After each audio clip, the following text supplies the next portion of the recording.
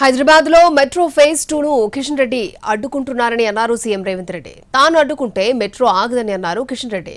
ఫైల్ను కేంద్రానికి పంపేందుకు రేవంత్ సర్కారుకు 10 నెలలు పడితే కేంద్రం 3 నెలల్లో ఎలా క్లియర్ చేస్తుందని ప్రశ్నించారు ఆయన. కేవలము కిషన్ రెడ్డి గారు అడ్డుపడడం వల్లనే తెలంగాణకు తీరని అన్యాయం జరుగుతుంది.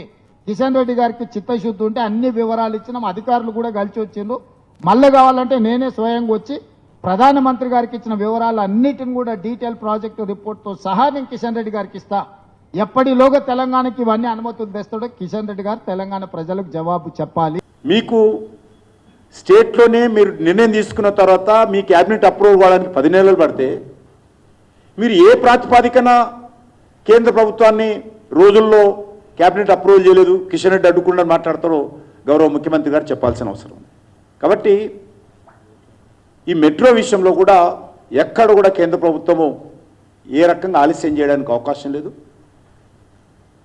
ఖచ్చితంగా ఈ దేశంలో నరేంద్ర మోడీ గారి నాయకత్వంలో మెట్రో నెట్వర్క్ పెరుగుతున్నటువంటి విషయం వాస్తవం.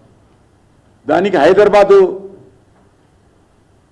నా మీద ఆరోపణలు చేసినా చేయకపోయినా హైదరాబాద్ మెట్రోకు కేంద్ర ప్రభుత్వము తప్పకుండా ఆమోదం ఇస్తుంది. అంతే తప్ప ఈయన ముఖం చూసో ఆయన ముఖం చూసో నేను వద్దంటున్నాను, నేను ఇవ్వాలంటున్నాను అది రాదు.